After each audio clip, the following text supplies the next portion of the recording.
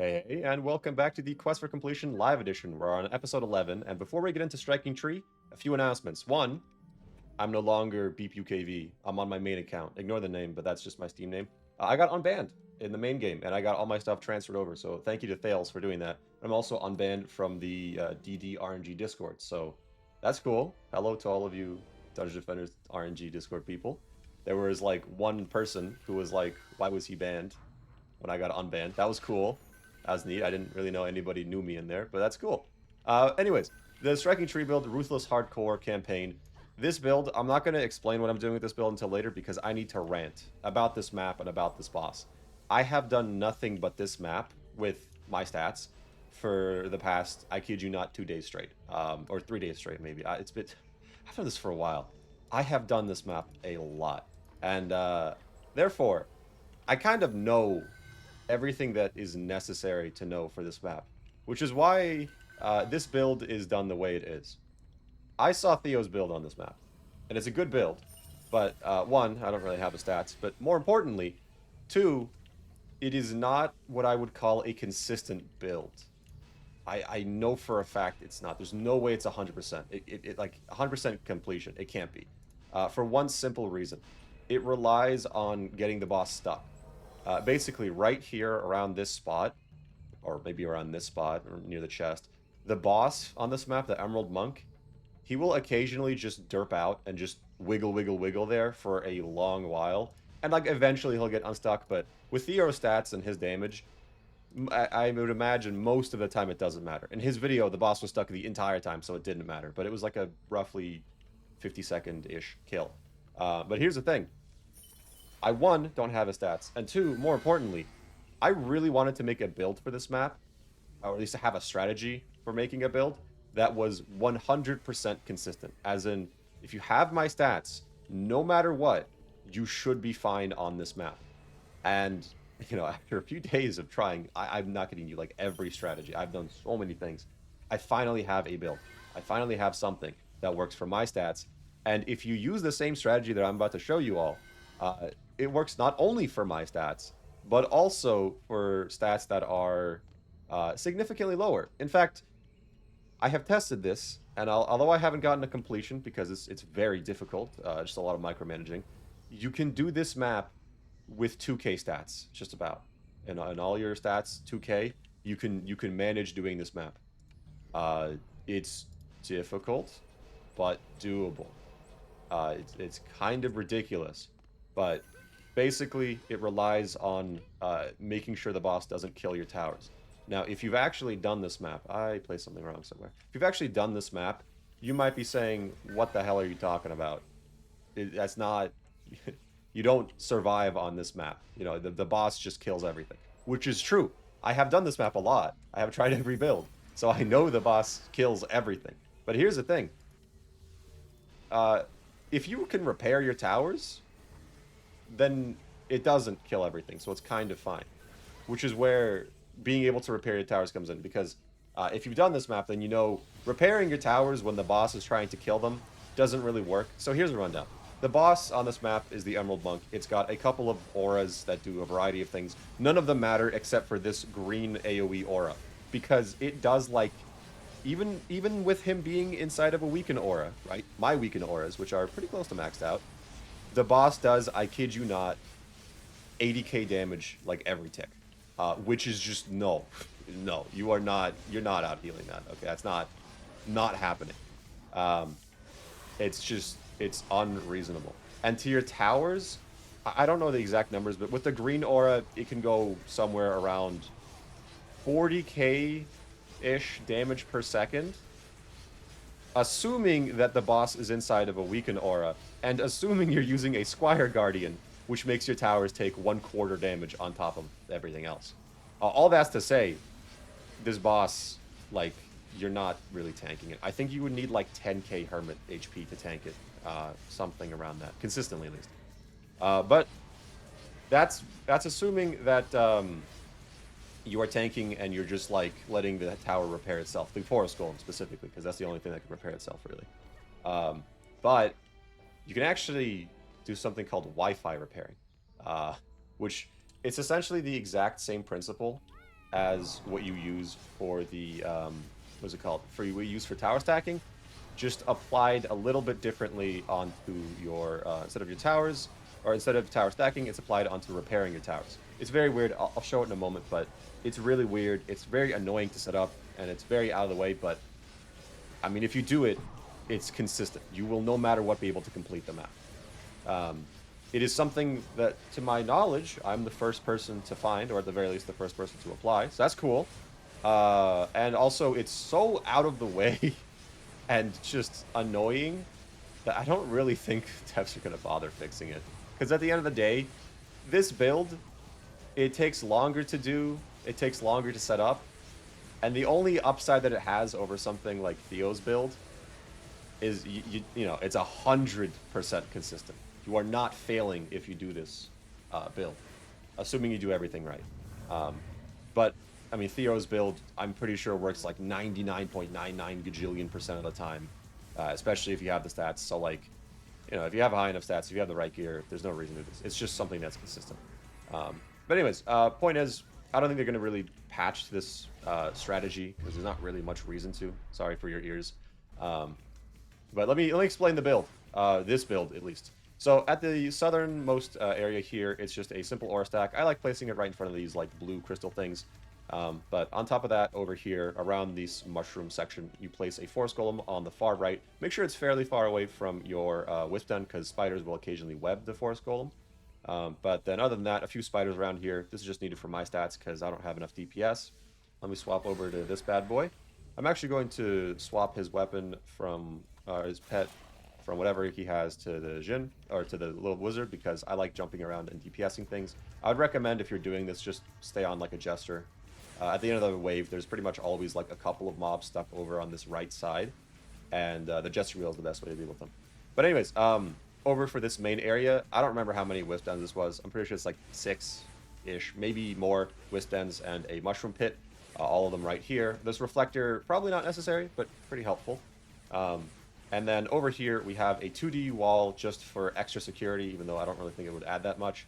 A nature pylon, which is absolutely necessary, and a forest golem, which I forgot to upgrade, but is also absolutely necessary. Although I don't really think you need to upgrade him to max, necessarily. Although it is helpful. Anyways, but this is where you're going to get the boss stuck. This will reduce the damage that your forest golem takes, and this is contingency in case everything goes wrong and you need a bit of extra time to kill a boss. And then over here, let me explain the reflections really quickly. This first reflection is actually just for the main archers and whatnot, because they will just shoot your crystal early on. The one behind it is because sometimes ogres get stuck on the crystal trying to damage your wisp dens over here. And actually, I might have placed... No, I definitely placed my wisp dens a little too far forward. You should place it a bit farther back. But basically, ogres will get stuck on the crystal here, and your wisp dens, what they do, or what the second reflection wall does, is make sure that the ogres can't slowly but surely whittle down your wisp den's HP. At least with my stats, they don't survive for that long anyway, so it doesn't matter, but that's pretty much the entire build. If you want, you can place more minions everywhere. Just keep in mind that the only really important place to place minions is probably down here. Just make sure they're not on top of the crystal, and you'll be fine. Anyways, let me quickly explain the whole crux of this operation. I'm going to quickly go ahead and swap over to my warden. Here's the rundown. You can't do this strategy unless you do what I'm about to do here. I'm pretty sure. Unless you can somehow get your forest golem damaged a bunch.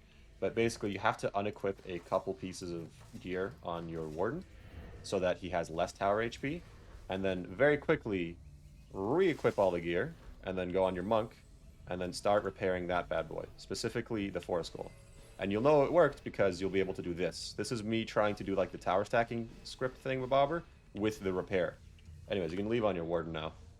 But now we basically have our repair latched onto our forest golem. And if you're wondering, well, I don't want to unlatch my repair, how do I repair my other towers? Just tower boost. That's it.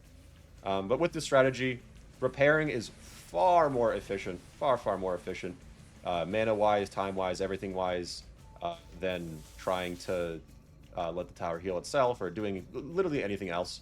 And by anchoring your repair to your forest golem, as I have here, it basically ensures that you don't need to get close to the forest golem, and therefore close to the, what's his name? Emerald Monk. in order to repair your towers, which means that you can just constantly repair your tower and it'll never go down. Like I said, I've tested this out with 2K stats. It's a lot more micro there, because I mean you have to actually deal with the main mobs a lot more. But even with 2K stats, this is possible. Is it worth it with 2K stats? No. Frankly speaking, I don't think this is worth it until you have at least 5K stats, because one, the boss will just take too long to kill, and two, it's literally like 30 minutes to get to the boss, and then probably another like 10 minutes at least of just constant sweaty micro spam to kill the boss. All that is to say, it's like not really worth doing, but you totally can. I'm sure you can apply this concept elsewhere, but I don't really know any other maps where you would need to like get a boss stuck on a thing this much, other than this one. And the only reason that you do it on this one is to get a build that is 100% consistent. I'm gonna say that a lot because I've spent 2 days doing this. I have spent a long time doing this. This has been a drain on my soul. But I do have a couple of other builds, sort of. I have one other build that I know works for this, but it's inconsistent. Basically, actually, I'll just show a few clips of it right now. You get the boss stuck on this reflection wall, and it's very similar build to this one. But you get the boss stuck on the physical wall, and either your towers will take down the boss, or sometimes, more frequently than not, the boss will just get stuck on the wall, be unable to hop around it, and then fall off the map. And if you're unlucky and you lose the coin flip, the boss will literally teleport directly on top of all of your towers and kill you. But if you're lucky and you win the coin flip, the boss will just instantly die. Doesn't matter how much HP it has, it'll just die. In my experience, it hasn't been able to die unless it has below 1.5 billion HP, which basically requires that you have a tower boost going. But in theory, I guess it could, you could have a situation where the boss just dies outright, and you don't need like any real stats, but that's just a theory at this point. I've done a lot of testing with that strategy. There's no way I found to get it consistent to kill the boss from falling off. So, if you want to mess around with that on your own, go ahead. But me personally, I'm done with it. I'm sticking out of it. Anyways, but that's the other build that I have. It's inconsistent. Other than that, you can just use Theo's build, which is like pretty much 100% consistent. It's just not definitely 100% consistent. Anyways, we're on the final wave. I'm going to bring in for my extra characters, one, my Warden, because not only does that increase the DPS of all of our Warden towers, it also it gives you a monk weapon reward from this map. And this map has 2 weapon rewards that are worth farming. One is the monk weapon, and the other one is the, what is it called? The forest rifle. Monk weapon is like second best in the game. It's pretty good. Also rolls pretty high stats in my experience. But also on top of that, oh, I missed the jump. The forest rifle, the weapon for Huntress, which is the other weapon we're going to be going for here. It is like, I'm pretty sure the best weapon for Huntress in the game, or at the very least, for what I have planned on this video, which is one of the Halloween maps, I'm pretty sure is the best weapon. God damn it, I keep missing my jump. Hold on, let me just swag this. So we're going to be doing 1 Warden and then 2 Huntresses. Come on, this is not as hard as I'm making it out to be. Oh my god, I'm so bad at the game.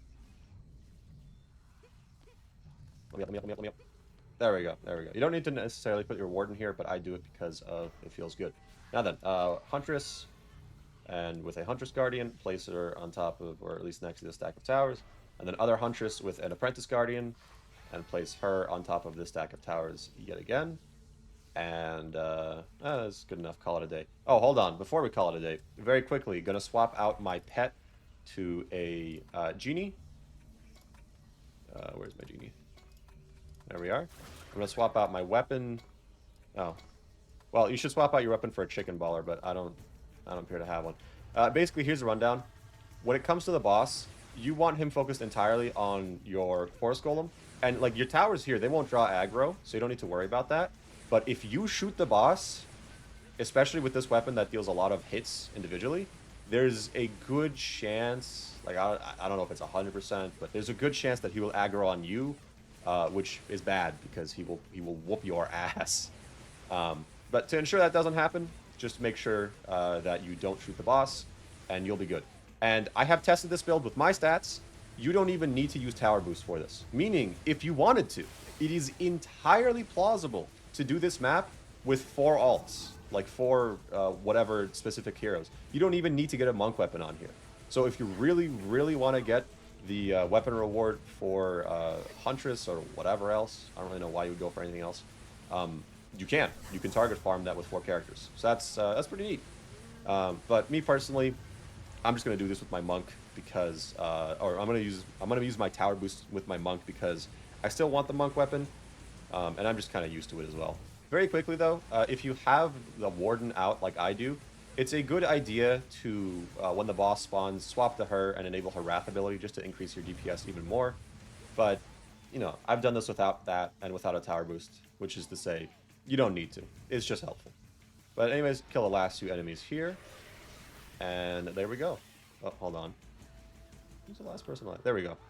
Now we get the boss to spawn. And the kill should be pretty damn fast. Pretty damn fast. I mean, we can keep our tower boost going throughout pretty much the entire kill. It dies fairly fast. And in case we can't, we always have our genie. We'll always be reserving at least a little bit of mana, or at least damaging some enemies for mana, but other than that, this should be a fairly easy peasy build. Now let me skip the timer here. I'm going to do something I never do, show the entire cutscene for the boss. Behold, the anti-hero. Seriously, this boss is like super overtuned. I actually shared some of my feedback with the devs, and hopefully they'll nerf his damage sometime soon. But anyways, let's start tower boosting.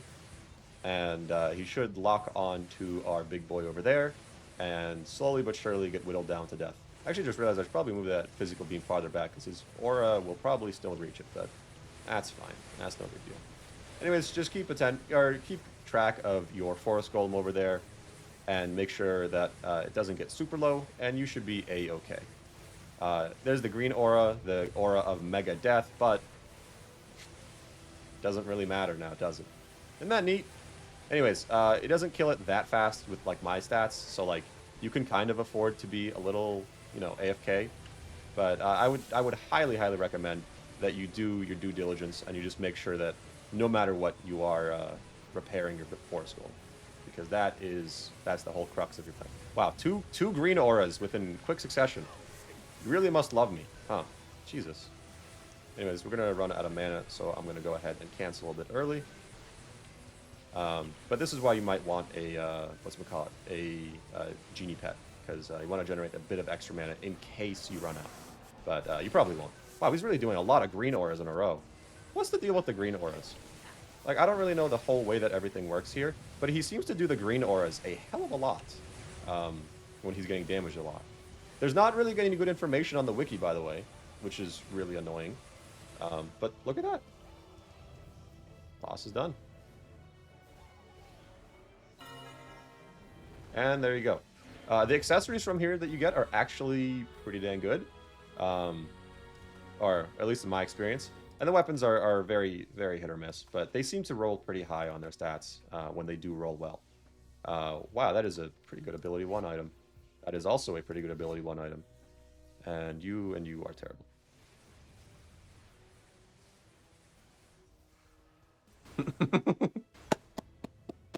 Cinema. What a stupid ass boss fight. Let's look at our rewards, shall we? Let me turn my camera away from that middle point so that I can have good audio.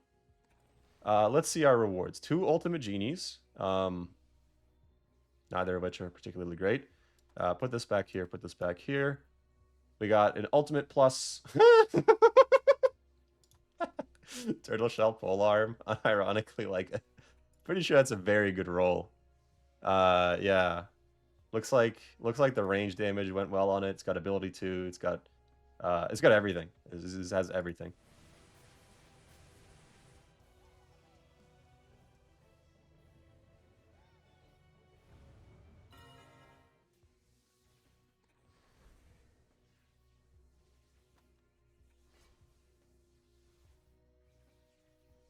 Oh wow! Look at this.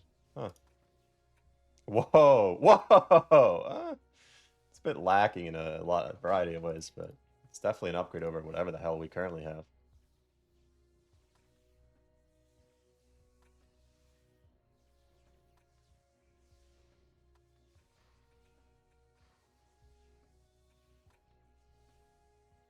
Whoa! Whoa! Whoa!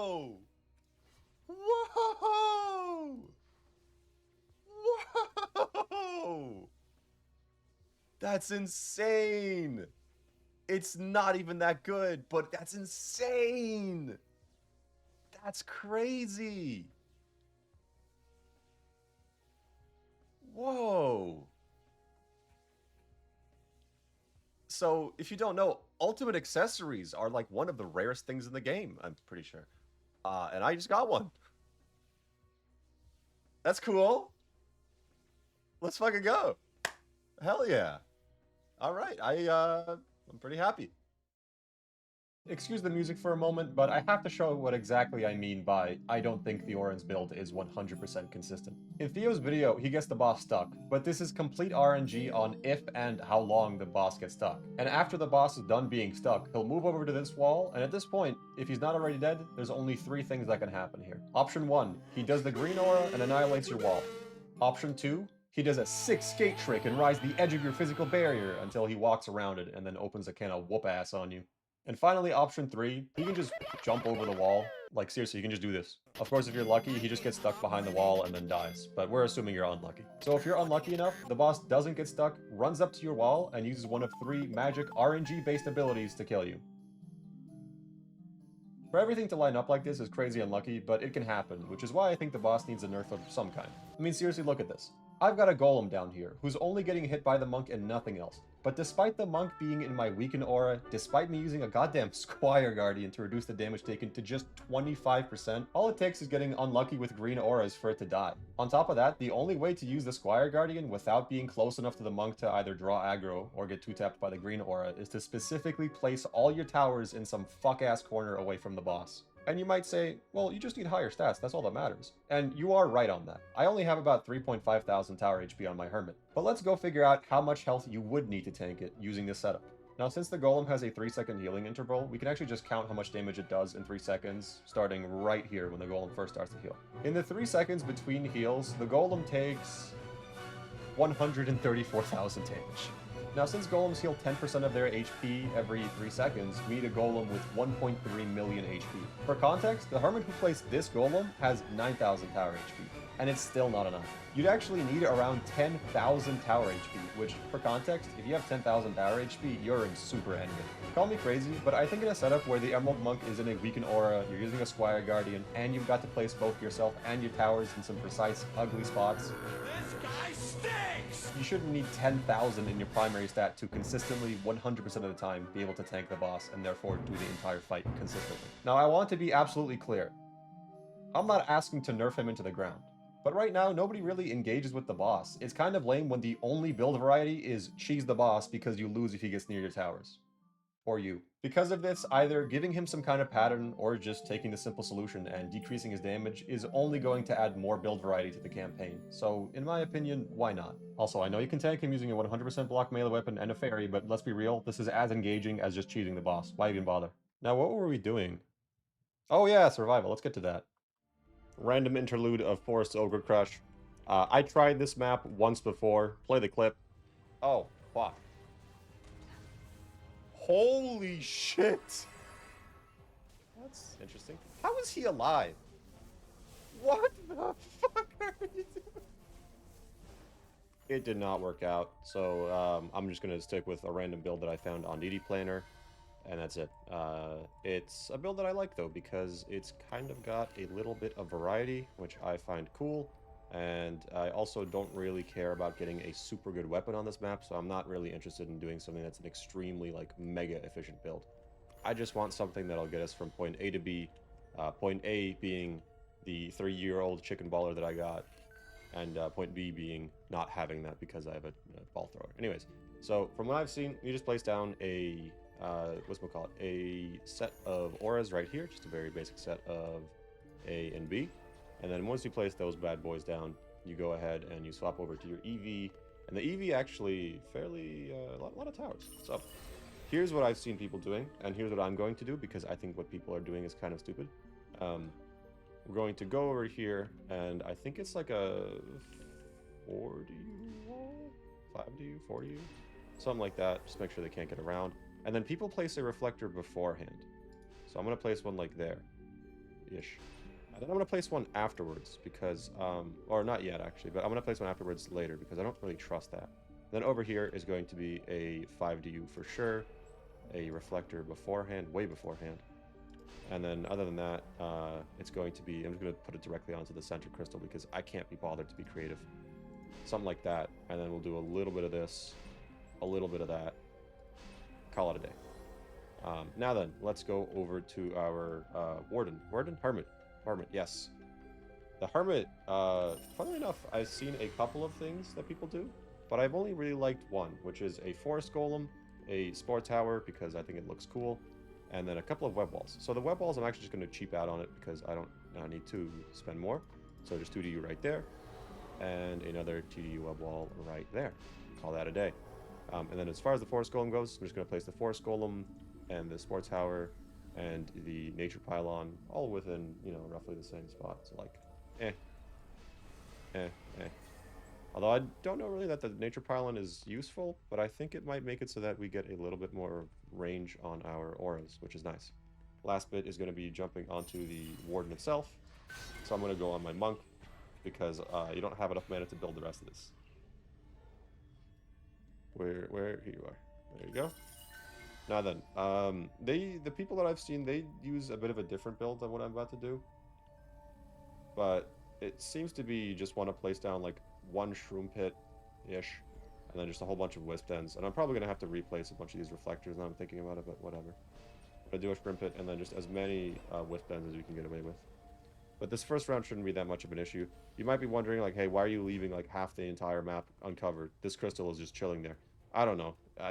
People say this is how you can do it, so I'm just going to do it the way that people are saying you can. I'm not really interested in finding out the specific details of this map and like working out a theory and a plan and yada yada yada. I just want to get from point A to B. You know, that's as far as I'm concerned, that's the only goal. Anyways, let's give you the mana. And let's see how many more of these we can get away with. Wow. Well, now I'm just going to leave on her because we don't need her anymore. And we'll bring in our Tower Boost Summoner, Monk. And then other than that, I think it'll be just a little bit of player DPS running around because I want to have fun. All right, let me have fun. I wonder how much this build relies on like stats and stuff. Actually, no, I'll also bring in a Adept as well because Adept is cool. Honestly, hold on. We don't need a Tower Boost for this wave.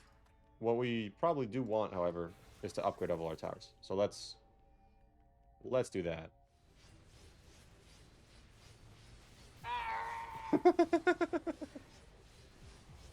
An excellent move by the Skycopters, as always. Now, I don't really know where this guy should be shooting with the chicken baller, but I'm pretty sure it's just down the main path over there. Something like that. Let's see. How are these chickens balling? Nope. Yeah, oh my god, look at that. Holy. Look at that. That's a beautiful. Now that right there. Hell yeah. Now then, final wave. I'm bringing in a couple of characters. One, the Warden, because I kind of want to use her Wrath ability because I think it'd be fun. And also, you know, the 30% DPS increase, damage increase, whatever that number is. By the way, I'm just going off of what Kolb's told me there. I don't know if it's actually that much. And then I'm also going to bring in the Summoner. I really should bring in a Summoner with like 2 of those whatchamacallit pets, but yeah, I just can't be bothered. 2 these bad boys right here, Hunter's Guardians, but I think I just call it a day with this one. There we go. Map is done. Oh, we got achievements too. Hell yeah. Now then. Oh yeah, you get double accessories from here. I forgot about that.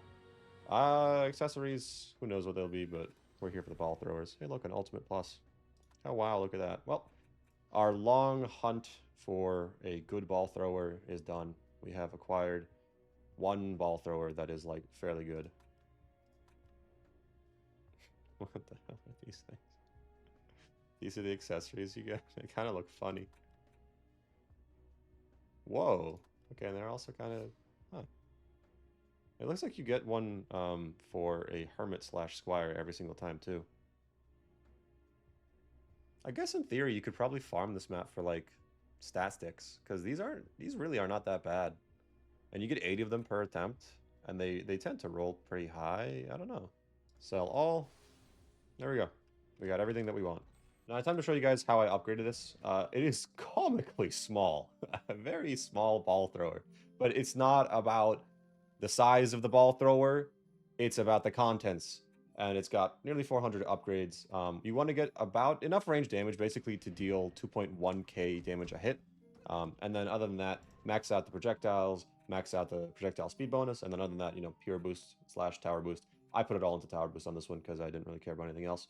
I think if you get lucky, you can get high enough range damage where you don't have to upgrade it too much, but that's it. It's funny that this thing has elemental damage scaling when nobody uses it for that, but you probably saw it for a second earlier. This is why the weapon is good. It really just, like, there's just things everywhere. I don't really know how else to say it. There's just a lot of things on the screen at once. And I think there's an event item version of this that's even better, but whatever. We have finally gotten something to replace our chicken baller. You have served us well, soldier, so well that I actually forgot to upgrade your ability 1 or ability 2 at all. Goodbye. Striking tree, pure strategy time. And this one, we're not doing survival on this map because we just don't need to. If you can do pure strategy, there's no reason to do survival. There's 3 differences on pure strategy, but the main one, the one that matters a lot, you don't get any weapon rewards, you just get armor, which means you can have whatever characters you want out at all times. So that's a big difference between survival and pure strategy. The other one, this is the other really important one. It depends on the map, the number will change on the map, but look at how I have 3 slow auras on the map right now. This 4th slow aura is going to cost 3 DU, the normal amount. But once I start placing 5 slow auras total, it's no longer 3 DU. That one was like 6 DU. And then this next one is going to be like 10 DU. Basically, you just can't place too many copies of a given tower. Otherwise, the DU cost will ramp up pretty fiercely. Now, the amount that you need to place will depend on the map, but for this map, it's 4, which is pretty lenient. So go ahead. I'm not, by the way, this is not a build I made. Place your auras roughly like I am here if you have my stats. If you have higher stats, you can probably get it with something better, but do it something like that. We're going to place a 5 DU buff beam between these two, and then pretty much just call it a day. So go ahead and swap to our EV, and we're going to place a 5 DU buff beam. It's going to be a bit weird, but you see this path here? This middle crystal thingamabobber is awful, but it also blocks your path, your line of sight really, really aggressively. So you want to make sure that you're doing something like this, where your buff beam is able to actually like reach. And we can actually get away with a 60U buff beam perfectly fine here because the build is not mine. I'll link it in the description, but I adapted the build to be mine because I found no reason for it to be the way that it was. But over here, a 1DU reflector on this crystal, like that. All the way back here, a 4DU buff beam.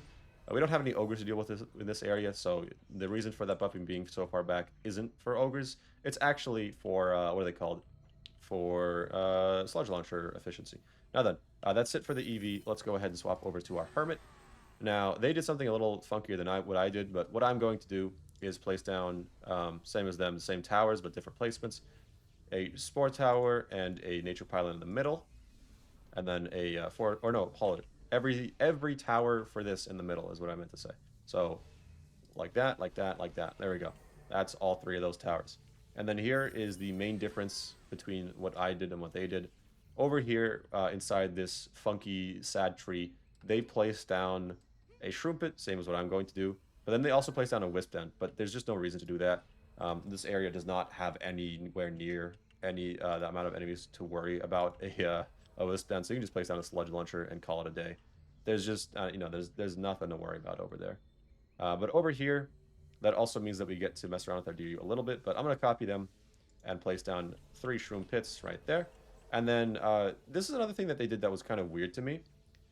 On this spot, which is the only spot that makes sense, they placed down a cloud tower that's facing kind of like in the middle between these two. Towards the crystal is what they have, like this. Here's the thing. If you look at it, that's not covering this rightmost side, which is really weird. And here's another weird thing. When they had the rest of their, what is it called? Cloud towers, they had 2 facing this way and 2 facing this way, even though, look at this. It covers both angles just fine. So I don't really know what they're doing, but I'm going to do what seems to make sense to me. And I'm place one facing roughly like this, another one facing roughly the same way, and then another one facing roughly this direction, and another one in the same spot, and then 2 more cloud towers facing just straight up, basically, like so, and like so. And look at that, we have 70U left over, which we can spend on a nature pylon, or on a wisp den. I was actually supposed to place the wisp den on top of the cloud towers, so I'm going to quickly sell and redo that. Wisp den, cloud, cloud, cloud, cloud, cloud, cloud. There we go. 130 out of 130 DU. Now, here's another part where I don't really know what the hell they're talking about, but they said that they can do this without tower boosting. I don't have your stats, man. I can't do that. The Harbingers, they come in from this direction, and they just run, and then they just whoop my ass. Same with the Harbingers from this direction, and same with the Harbingers from pretty much every direction. So to alleviate that, I'm just going to place down a Ogre, and that bad boy right there. And then over here, same thing again.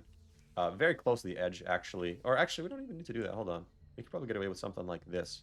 An Ogre, and then a Mage over here. And then same thing over here. Ogre and a Mage. Just to distract all of the jackass, what are they called? Jackass Harbingers. Yes. Now then, they say this can be done without a tower boost, but I'm going to do it with a tower boost because I don't trust them. And I don't have my stats. I don't trust my stats. So Ball Thrower Man, he's going to be going right in the very middle of everything here. Something like this. I don't know what direction to shoot with him, so I don't know. Over there is fine. And then I'm going to bring in a Summoner with a Huntress and a Monk Guardian. Placing this one kind of on top, like in the middle area here-ish. And then another one with the exact same setup, except this time they are going to be placed directly on top of our stack of Cloud Towers and Wisp Dams and whatnot. So right there. And before I forget it, because I actually did forget it, make sure this area up here is fully upgraded in its buff beam, and then you can kind of just ignore it for the rest of the map. This wooden crystal skull is kind of like, you know how parents in the 80s would just let their kids go out into the woods and then they would just, you know, reappear, hopefully. That's what you can do over here. If you're not going to have any ogres spawning in a given location, you don't have to worry about that location at all. And then we go on this guy, start shooting down a specific direction. Over here is fine. Tower boost, F2, and then we can start upgrading on our apprentice. And once you have everything upgraded, as long as there aren't any Harbingers in the way, you can just run, all the way up to the top area and upgrade the rest of the towers up here. And as you can see, as I was saying earlier, nothing gets close to dying, or the crystal here. It is just chill. I don't know why you would need a wisp den here. I don't know why they placed a wisp den here, but I find it to be unnecessary. Oh my god. We got the boys over here. Look at them. Anyways, though, once you are done with that first wave, you can go ahead and just bring in your Warden for an extra 30% damage increase to your towers, or your Warden tower specifically. And then now that we're on pure strategy, we can just go ahead and pick up all the chests. I know a lot of you out there, you don't pick up the chests because you don't think it's worth the time. You're losing out on every single Alt++ that matters. Every Alt++ that you have gotten that's really good, think about it. Imagine if you had double the amount of them. Because that's what you'd be getting if you actually open the chests. Not opening the chests is not gambling. And if you're not gambling, I think there's something wrong with you. Anyways, place your Warden up here. Jump. Let me jump. And then, as long as you're tower boosting, there we go. You should be just about fine. I'm not even kidding when I say this. I went through, like, every single wave from wave 32. I got 2 Supremes. That's it. Just 2 Supremes. We are in strange times. I thought this map had, like, infested quality loot. It should. Pretty much every map should. But, the testing does not really support that. Also, I definitely don't think this is 10-minute fight time, at least for me. I just don't have the stats. But it's fairly consistent. It's alright. But to be honest, my god, there's not really any reason to farm this map. You can get Jade Islands, which are neat, but they roll like trash 99.9% of the time. The only Jade Islands that are worth even considering... Why did I pick you up? The only Jade Islands that are worth considering is if they are at least ultimate. Oh my god, my ears. Jade Islands that are Transcendent cap at, I think, 600? Yeah, 600 in a given stat. ultimate caps at 800, and then ultimate plus 700, yada, yada, yada. But other than that, I mean, you get 4 accessories, which is like maybe neat, unless you get unlucky, like me. Some armors, which can sometimes be good. But no weapons because we're on pure strategy. I'm pretty sure that's why. And a bunch of random pets. A whole bunch of them. We actually got this bad boy right here, who I'm going to keep because he's an ultimate of a pet that we don't have yet. Hello. Okay. I will also be keeping this fairy. Neat. But yeah, we've done the survival slash pure strategy of this map. We have no reason to ever come back here, so I will never come back to the survival. Although we might do the campaign a little bit more. Maybe it'll depend a lot on this map. Where is it? Here it is. I'm pretty sure it's this one. We need to do survival on this map to get the Eye of Haste. Time for Sky Spooktacular, which for some reason automatically skips its intro. This build on wave 1 is going to be weird as hell, but we need to do a pretty weird build in order to be able to get to wave 2. So just bear with me, alright? We're in the thick of it. This map is actually really rough, and I don't really think I can do this with 4 players. Or at least not without getting like a really good build. On the campaign, I mean. So for that reason, I'm just gonna hope that whatever I do works. But it's pretty much just a stack of auras at each crystal, except for that southmost one, this one at the very bottom. And then after that, we're onto the buff beams. And as you might imagine, it's just a buff beam pretty much on top of each crystal. And then after that, it's just going to be a couple of gas traps and forest golems and the like. The gas traps, like for this middle area, they might not be necessary, but like, dude, there's just too many enemies to deal with in a lot of the maps, so I think the gas traps will very much be necessary in the long run. But that's pretty much it for the buff beams. We can now swap to our Hermit. Man, this map is very loud with this music. Jesus. We're going to place down a nature pylon and a forest golem at each crystal. Something like that should do just about fine. Where's the cat over here? Did we already get it? No, we didn't. There we are. You're really mana hungry on this first wave, so you got to make sure that you get all the cats and stuff, which is kind of annoying, but we can deal with it. Now, have we gotten you? We have, yes. And then before I go back up there, actually, inside here, there's a cat right there. Very cool. And over here, there's a chest right here. Also cool. And there's a booster pad that, yeah, it, oh, that's funny. On a character with low speed, like the Hermit, it just kills you sometimes. That's neat. Well, either way, that's pretty much it for the Hermit. Get this last cat. Let's swap over to our Huntress, because I want to get these gas traps down as fast as possible. Gas traps, kind of necessary. Down here, faux show, just dump it wherever. Up there, it doesn't really need to worry about a gas trap, funnily enough. Over here, this place probably doesn't need a gas trap, but I'm going to place one down anyways. And you might notice that I don't have a pet equipped on my Huntress. That's not on purpose, I just kind of forgot to equip a pet. I'll do that in a moment. So let me just slap that bad boy right there. And then I should have in my swap out folder the skeleton on a treadmill. There we are. Cool. Now then, Warden time.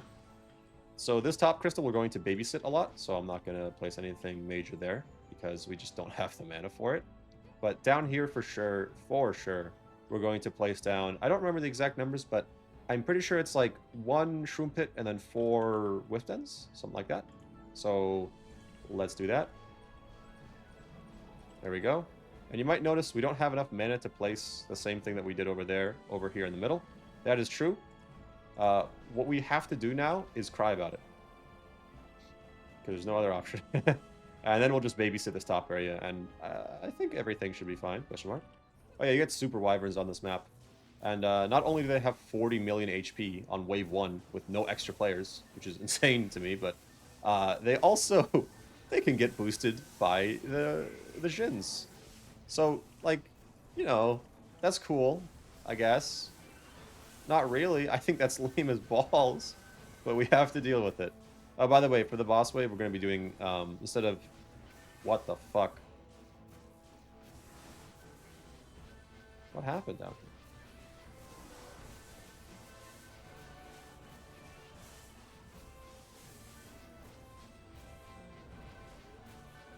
Okay, I guess it was fine.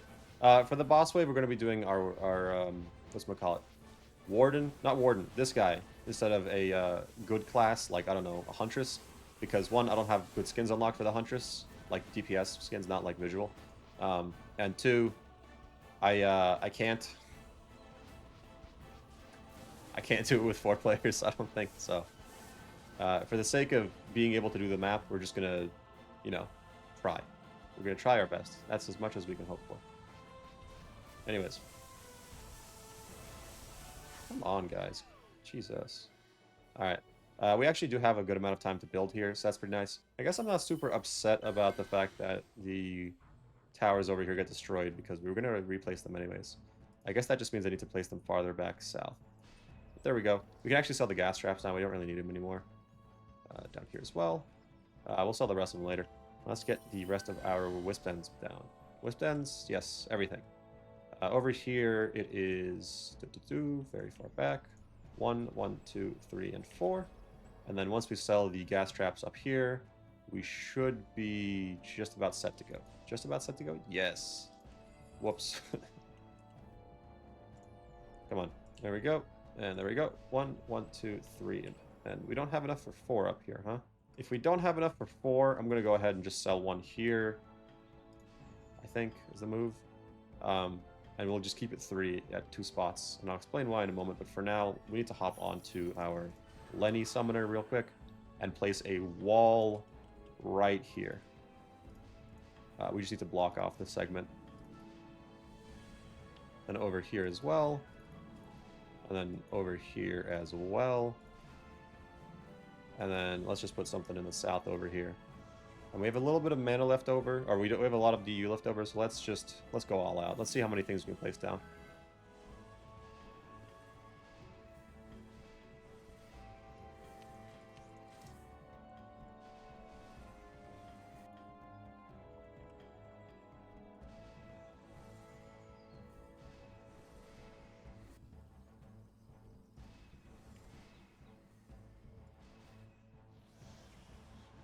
Okay, that'll do enough for now. I think, I hope, honestly.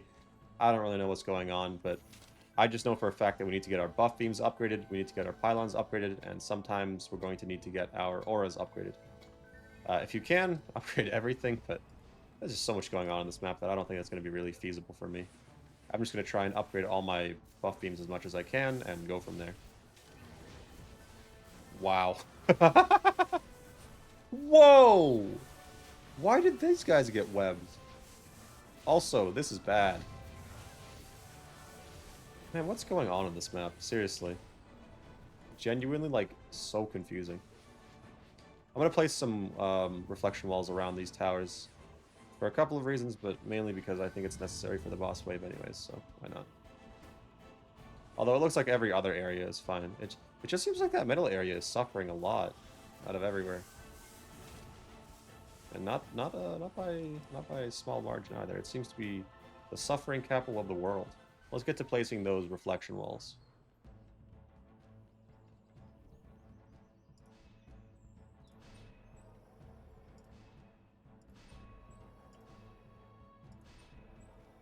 Sure. Oh, also, before I completely forget, because I totally will, let's place down a very quick heal aura here, which sounds weird, but we'll probably need it. Heal auras are actually like kind of massive though, so that's kind of nice. Anyways, let's assume that's fine, and now let's place down the last couple of minions with our remaining DU. So a mage over here to keep this guy company. That guy has company. Probably sell this mage, honestly. I'll just place a couple of more archers over here. This place will be fine, I'm sure. This area, however, let's move you guys inside the area of the forest pylon.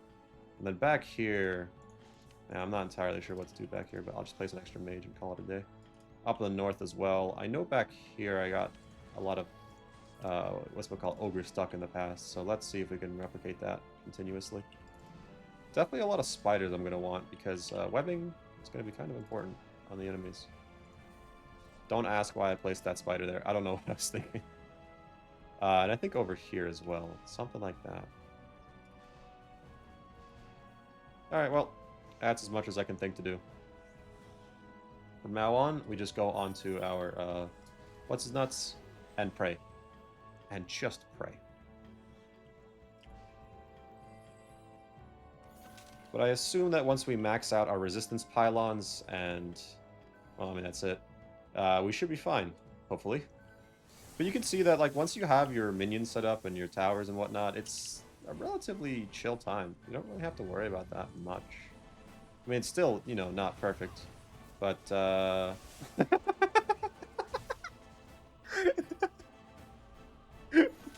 why do they keep doing that? What was I saying? It's not a perfect, but it's it's fine. Why do they keep jumping off the map? Oh yeah, before I forget, let me equip the Spear of the New Kingdom, because this boss, you need range for it. And most people do that with a Forest Rifle. Nuh-uh. No Forest Rifle for me, thank you. I rely on my amazing Spear of the New Kingdom. And by that I mean I just need to be able to run around and repair towers and whatnot. And this is the only good compromise that I have. So let's just hope that it works out, you know?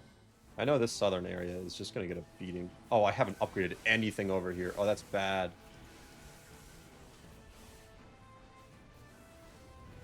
That's bad.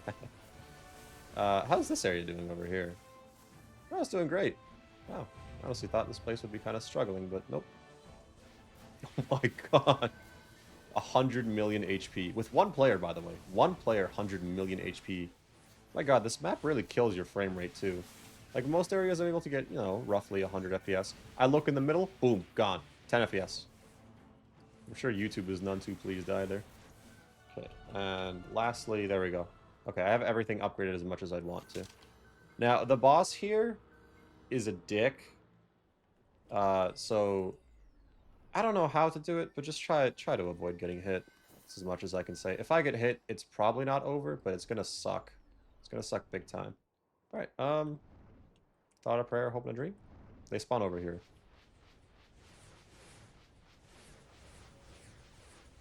Oh, nope. Okay. Oh my god, my hearing. But it looks like we have a lot more DPS now than we did with the, what's our nuts? Probably because our pet's doing so much. Also, I can't hear a thing, can you? Once he gets to fairly low HP, I'll swap off a tower hero boost to go to tower boost. There's also 2 of the eyeballs, by the way, so just keep an eye out for that. Fun. Didn't even realize I was making that while I was saying it. Hell yeah. Let me get some mana while I'm here. But it looks like you're actually able to dodge it fairly well. Oh, that's bad. Oh, I spoke too soon. Oh, I spoke too soon. Oh, I spoke too soon. Oh, stop hitting me. Stop hitting me. You jackass. Be gone. I think once we get one of these down, we'll be sitting pretty, but we need to get one down for sure. Oh. Oh. Safety. Safety, safety, safety. Alright. Now, I don't really know what else to do, except just try and beat the hell out of this guy. I don't think we're able to reach him half the time, though, so that's kind of annoying. Alright, let me run. I just need to make sure that each one of these areas is being supported as much as it can. I'm actually not taking as much damage on our monk as I was on my my EV. I'm taking a lot less, actually. Not entirely sure why, though. I don't know the deal. Okay, I'm assuming that the, like, 4 seconds I spent over here was enough. And now I can head back over to the main area and kill the boss. I'm assuming, that is.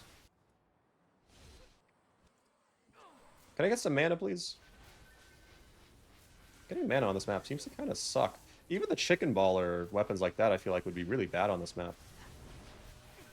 Oh, no Ogre has arrived. Give me mana, good sir. Thank you. Alright, now then. Tower boost for a second to repair. And let's hop to it, shall we? Oh my god, stop running.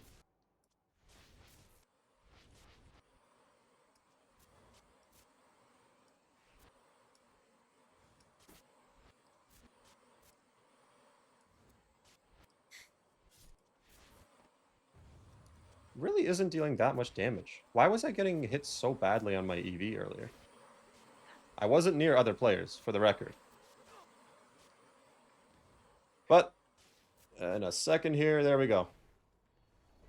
It completely disabled audio for some reason for like that entire fight, but we have finished the map. Oh, and we have unlocked a whole bunch of stuff. Neat. Oh my god, I'm number 1 on the leaderboard, guys. It's totally not because it's bugged. I'm literally the best player in the video game ever. Now then, wow. That's a surprisingly good roll. You know, despite the visual hell that it is, other than the, you know, kind of lacking range, which, I mean, every weapon has that, it seems like, it's got a pretty tight shot pattern. If it did good damage, this might actually be like a really good weapon. What the fuck? It's gay. That's cool. I guess I'll just place that down here. Oh, that's a funny looking weapon. Alright, whatever. We have done the thing that I wanted to do, so let me put this in the swap outs folder, re-equip my old turtle shell polearm, and sell everything else because we didn't get any good items. Although, to be fair, I mean, I did it with 1 player.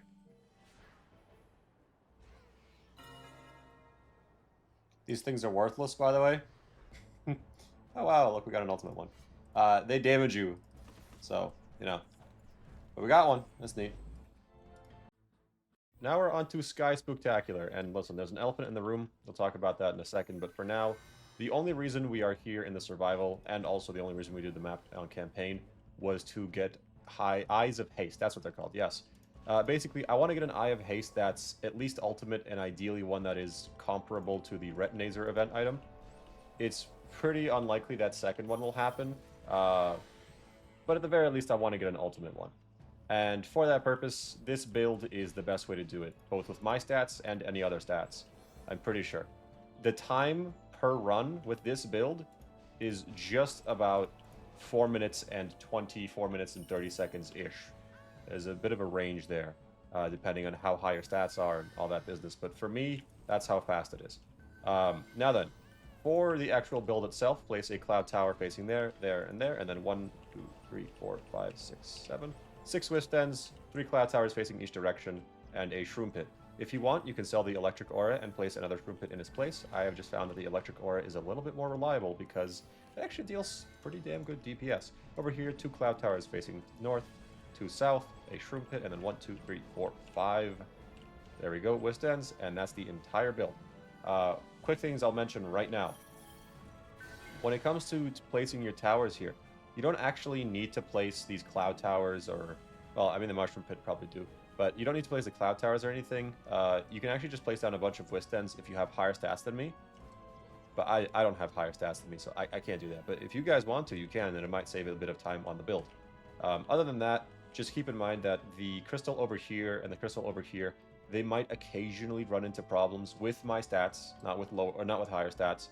They might run into a problem where a golden wyvern will beat the shite out of them, or this one in the middle specifically. You will occasionally have a sky ogre just run up over here and start beating the hell out of them. But in my experience, they've never gone down, and this build is like, I wouldn't go as far as to call it 100% consistent, but it's pretty close. It's pretty damn close. But you basically just super load the DPS on the bottom or the top 2 crystals, and then you superload player DPS on this last crystal over here. Speaking of player DPS, let me go over my stats. Obviously, the little wizard, you guys know. This one, you don't need one that's nearly as good as this. It's just, this is the one that I have, and it's pretty good. 7th best in the game, I'm pretty sure, but you can definitely get away with a little wizard like, where is it? A little wizard like this one right here. This one will work perfectly fine, and you can get one like this without too much difficulty. Speaking of the other characters, let's go over our summoner. I actually need to swap the gear from my summoner to my monk, but just a monk guardian to boost the aura size, and a propeller cat. Very, very bad propeller cat, but it's the one that I had laying around. And then on this monk, very bad stats, but it's like kind of okay Eye of Haste. And your first run, you obviously won't have an Eye of Haste, so instead I would recommend just running 2 little wizard pets. But for me, now that I have an okay-ish Eye of Haste, I like running it because it's just a little bit more convenient for me. But what I like to do is drop a little bit of mana for that monk over there, and then press Control G and start the wave. Now, obviously, if you do all the yapping and all that business that I did here, the wave is not going, or the runs aren't going to be super fast. For me, 4 minutes 30-ish on average is the speed that I can complete these at. But with higher stats, you can get it down to 4 minutes 20, maybe 4 minutes 10 seconds, give or take. But again, that's assuming that you don't yap and, well, I mean, that's kind of it, actually. But for me, 4 minutes 30, I'm not too upset about that. That's very fast, I think. And more importantly, on top of being fast, it is just very easy. I don't really have to think about very much. In fact, it's so easy that I've tried this out. I could just sit in the middle here. And as long as I just swap who's hero boosting every once in a while, I could just keep a hero boost up at all times. And the difference in time between just sitting here like an idiot and actually running around and killing things is like 10 or 15 seconds-ish per run, maybe 20. Which sounds like a lot until you consider the fact that I'm literally doing like, or which doesn't sound like a lot until you consider the fact that I'm going to have to do like, I don't know, a few hundred of these, or maybe like 100 of these at least. That's at least with the drop rates, that's the number. So yeah, probably worthwhile to, run around and do all that business. But if you don't feel like it, you certainly don't have to. I actually think that the best way to do this is, instead of doing any little wizard pet shenanigans, I'm pretty sure the #1 best way to go about it is to have 2 Retinazer pets. But I guess if you have 2 Retinazer pets, what's the point in farming Retinazers? But then I guess if you want to get something that's better than a Retinazer, and you want to do it super fast and sweaty, then this is like still the best way to do it. A lot of things going on, but let me explain with these crystals over here. But I can explain. They will occasionally, this one up here will occasionally get webbed, and that might become a problem.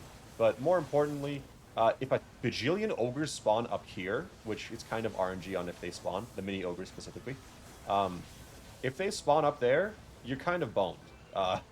It sucks to say it, but you're probably boned. Well, at least with my stats. With higher stats, it doesn't matter no matter what. But that rarely ever happens. The most that you'll ever have happen is with these towers over here, a wyvern will become golden, and then maybe it damages your towers a little bit, but it probably won't destroy them. So, matters, but kind of doesn't matter. Anyways, I'm just going to go ahead and sit here fairly AFK, swapping my boost from one character to another. We actually have 2 golden wyverns over here, which I've never seen before, but as you can see, even with 2 golden wyverns, even if pretty much everything the game could throw at us, we are still chilling perfectly fine here. It is a nice build, it is an easy build, and most importantly, it is the fastest build that you can get. There we go, we got our hero boost going again. And it's pretty cool. I'm pretty happy with this build. It saves the time on building by just having players up here. So it's pretty good. Sorry, I'm running out of things to say. I just feel like I've missed a couple of things that I want to say, but whatever. Go ahead and bring in your extra characters to get the 4 player rewards. And hopefully we get an ultimate eyeball, because nope, we did not get an ultimate one. Very quickly on the eyeballs, what's the best way to show it? Okay, look at this eyeball. It has 149 upgrades. Now you'd think that this eyeball is going to be like way better than this one. Or is going to be way worse than this one, because sure, it's got like a 3k base damage difference, but it's like 100 plus upgrades. But truth is, you only get about 29 to 30, I think it's 29.5 is the exact number, but 29 to 30 damage per upgrade if you're under ultimate. Which means that it's 33 upgrades for every 1,000 damage. So functionally, this eyeball pet, compared to this one has an extra like 200 upgrades. So even when we do get an ultimate eyeball pet, if I want one that's comparable to the Retinazer pet, I'm going to have to get one that is high base damage. And then on top of that, I might also have to get one that's got like, the side stats that Retinazer has, because Retinazer has really good side stats. But I'm not too concerned with that, to be honest. I'm mainly focused on just getting an eyeball pet that is comparable-ish to Retinazer. I don't need one that's better. You could actually get one that's way better than Retinazer, but that's... Listen, the ultimate rate for any kind of an ultimate 1 in 100 runs, right? With 4 characters. Ultimate plus plus, it's like 10 times rarer than that. I'm not kidding. It's insanely rare. But yeah, I'm just going to be running this for a while. I actually put up a poll not too long ago on YouTube to see what you guys wanted me to do, and the majority of you guys said get the eyeball and then release the video. So I'm going to be grinding for like a day or two most likely, and then once I have the eyeball, I'll just go through all of the footage, and then the video will be out. Don't ask why I spent so much time trying to place those auras. I'm getting distracted. Last thing is, I would recommend, if you are somebody with higher stats than me, feel free to mess around with this build.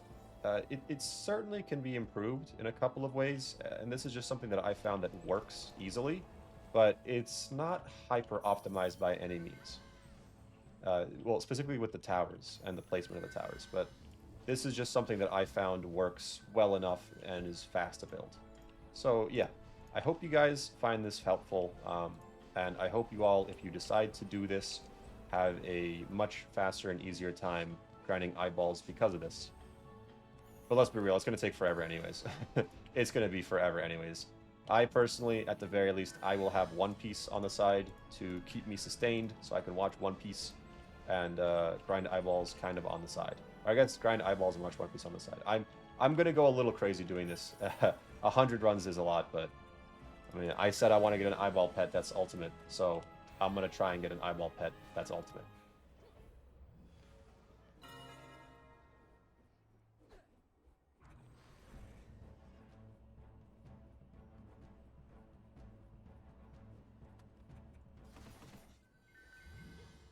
Lot. Wow.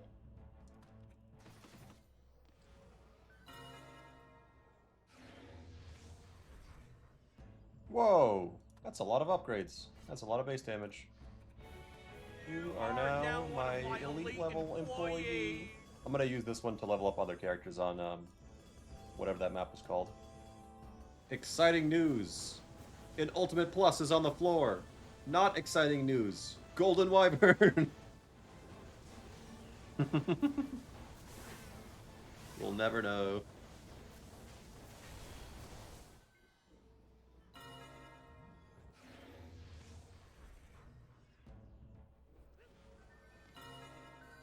I changed up my build a little bit. Look, also probably my fastest run so far.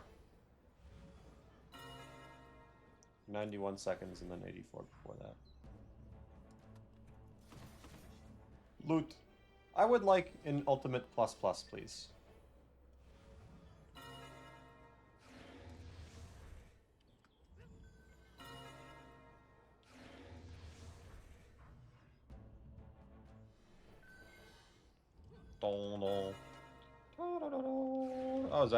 That was definitely my fastest run. Oh!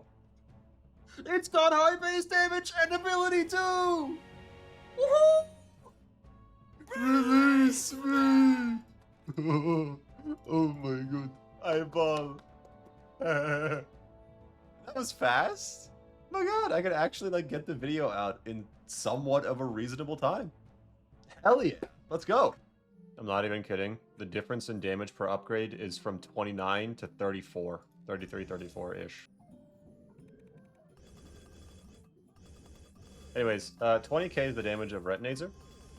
This is not going to get nearly to 20k, but it'll get to like 16-ish. So, close enough. We can call it a day. Whoa! Hey, wait a minute. 18k base? That's actually not all that bad. Huh. Let's see what it does on the month. Hell yeah.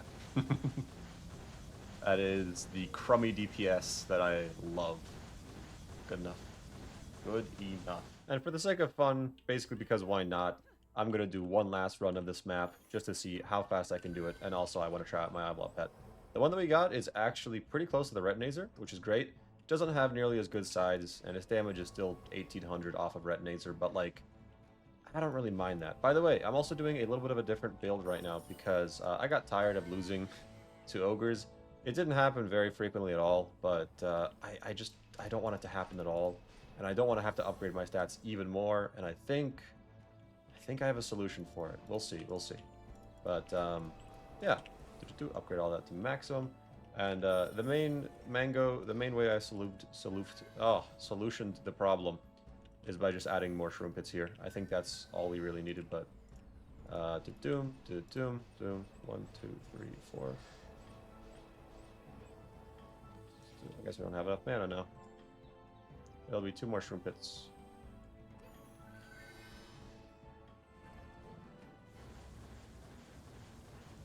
So I think what was going on is that our shroom pits weren't targeting the ogres early enough. And because they weren't targeting the ogres early enough, the ogres would just kind of roll up and beat the shit out of our crystal. If the ogres get targeted, like, basically frame 1, there's actually no issue whatsoever with them. At least I don't think there should be. So this should alleviate that problem. Although, I'm going to be totally honest, I think the best way to do it is actually to have an electric aura and a shroom pit. But whatever, this is good enough. I just want to see how fast I can do this, honestly.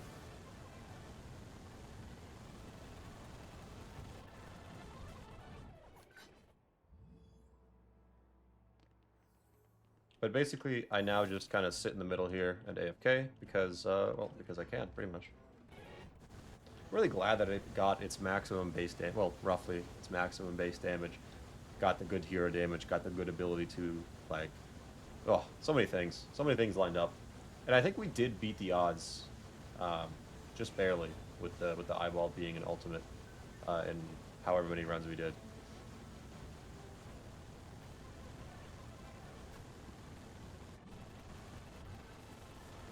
Look at that. And strangely enough, the only thing that's left over for us is the enemies over there, which hasn't really happened before, so I'm not entirely sure what to do in this scenario. Suppose I'll just do this. There we are. That was how long? 4 minutes and 30 seconds, so not at all faster, but it felt cool. Also, that wasn't faster because the enemies just took a while to die at the end there. I'm pretty sure that it's 4 minutes and 15 seconds is about what is the limits of the possible runs. And that's pretty much it for the episode. We got a couple of maps done. Striking Tree, God, I should not have wasted as much time as I did in the campaign, but 3 days straight and I got a consistent build for the campaign. To the survival, or actually the pure strategy a couple of times. Definitely not going to farm this map. Definitely not interested in the pure strategy rewards. Might do the campaign though in the future. We'll see about that. After that, we took a little trip into Forest Overcrush, doing it once, and then I just got a really good ball thrower, which was nice. Although they do drop pretty frequently as high tiers. And then Sky Spooktacular, the campaign. Oh, I gotta revisit the campaign. That was a rough campaign. And then we did the survival, and the survival, even if my stats can't do it super consistently, it was consistent enough to get this bad boy. I mean, pretty good, in my opinion. But yeah, I don't really know what I have planned for the next episode, but I have to make a goal that eventually we get to Temple of Polybius. So I might start doing grinds to try and get us towards there. That, or I'm going to be honest, I might just do the campaign because not having the campaign kind of sucks, and it would be completion. And also, I kind of want to try a bunch of the armor farms. I really like armor farming, and armor farms are also really nice because it is a very easy way for me to edit videos while making the videos. But I hope you guys have enjoyed, and I will see you in the next one.